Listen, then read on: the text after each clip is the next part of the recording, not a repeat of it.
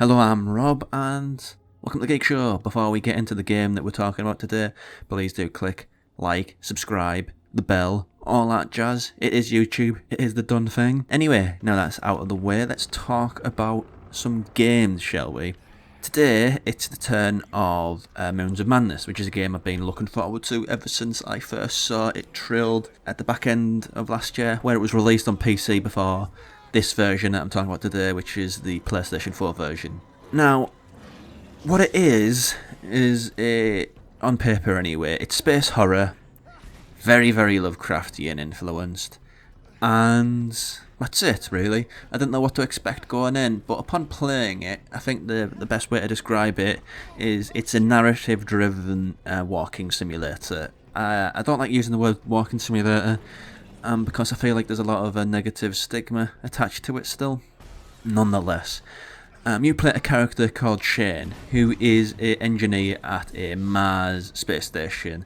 They are looking in Mars, trying to figure out if there's any energy sources on that big red planet.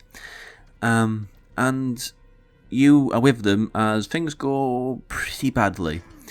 As you open the game, you are in the space station, and it's full of a lot of tendrils that are taking over things. You get glimpses of a person sort of phase shifting, I guess would be the best way to describe it, just appearing and disappearing off in the background. Then you wake up. It was all a dream.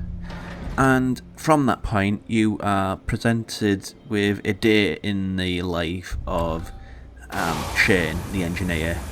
You got to go and fix the energy, the satellites that procure energy for the station, and the people who work there have gone awry. So you got to go and do that. And true to the idea of what a walking simulator is, as much as I don't like it, it's the best way to describe it. But as true to the walking simulator as it is, you've got to do things like when you leave the base and go outside and get into the buggy. I got to say, I've been spoilt by other games making things easy, because in the case of this, you have to leave the room, you put on the suit, you change the energy temperature, you refill your oxygen, then you leave. And because of other games, the amount of times I died from not doing things that you should in this sort of detailed layout of a game, I'd probably be embarrassed to admit it, so I'm not gonna.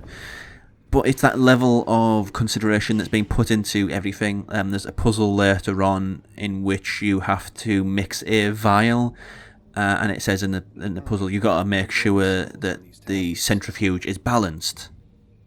And again, it's very, very scientific in the way it does things, which gives it a real interesting hook, I think, as a sci-fi horror. But for much of the game, you go from like one situation to the next situation, putting out fires, fixing this satellite array. I'm going to try and keep it as spoiler-free because it gets pretty crazy, as a plot-driven thing should do, especially one that's a space horror, especially a space horror which is invoking H.P. Lovecraft. But as obviously is the case, I mean, if you're looking at Alien or the Alien saga for inspiration, obviously there is a duplicitous space company at the heart of it. So that inspires a lot of the story developments, humanizes it a little bit. But at the same time, it's just mad, really, as a story. It never really sits still. Each scenario pushes the story forward quite well. And I enjoyed that aspect of it, as a story, what I looked forward to when I first saw it, it delivered everything which I was hoping for. So that's great. Any reservations that I might have come from gameplay. The big reservation, I've got to talk around this somehow. The big reservation is towards the back end of the game.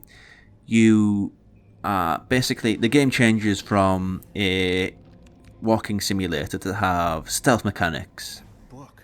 Things that, if they see you, I'm keeping it vague and saying things, and I won't include any footage of it, so it'll be a goodbye. But things that, if they see you, once they see you, you are dead. And a problem with the way this is being set out is, in many other games, there'll be a development of, like, the difficulty curve. It'll drop little things so you learn how to interact with it. So it doesn't just throw mechanics at you and you don't know what you're doing. And unfortunately, that's what happens in this instance with the stealth mechanics, because it's not great. It's very, very difficult and you don't know what you're doing, which is a harsh difficulty curve in a game which doesn't really tailor towards that sort of game style. What it is, like I mentioned a few times now, is a walking simulator with puzzle mechanics. Some of the puzzles are really weird, because like I mentioned earlier, it's all about scientific. You've got to look in the exact right place. You've got to go in the exact right part of the Nightmare Escape or the Mars space station, which has been ruined.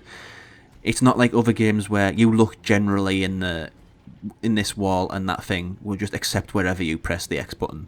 You've got to find the precise place, which makes some puzzles a little bit fiddly, but at the same time you can't call a game bad or poorly paced or poorly designed because it's subscribing to a very specific image. Just because you don't like something, don't make it bad. Not that I'm saying I don't like it, but you see the point I'm illustrating. It's very, very precise, and that might alienate some people. Very obvious choice of word there, but I used it anyway. I think the big takeaway from it is the atmosphere, which is what you really want from a horror game, whether it's action or survival or like this, where it's narrative based. Well, I've got to talk about horror movies now.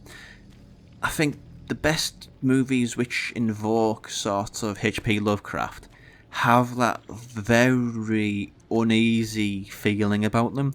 Like, it's normal, but is it really? And there's a sense of the characters are insane and anything can happen at any time, and not in a sense of anybody can die at any time, just the fabric of reality is very, very weird. It made me, weirdly enough, think of Stuart Gordon, may he rest in peace, great filmmaker, a movie called From Beyond. It had that same sense of weird realism and fractured realism to it, and put that with the visuals of tentacle monsters, fractured dreamscapes, and just great ideas. As anal as it is with the science and the precision, it puts together a very interesting concept for a game, and I enjoyed it a great deal despite its shortcomings. But in a case of something like this, is it shortcomings with a game or is it shortcomings with me?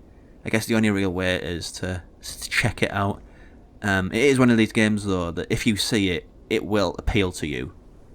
I know it's a very obvious cop-out to finish this video on, but at the same time, you're not going to be won over if survival horror walking simulators aren't your thing. But if you're compelled by it, I'd say very much so, give it a bash.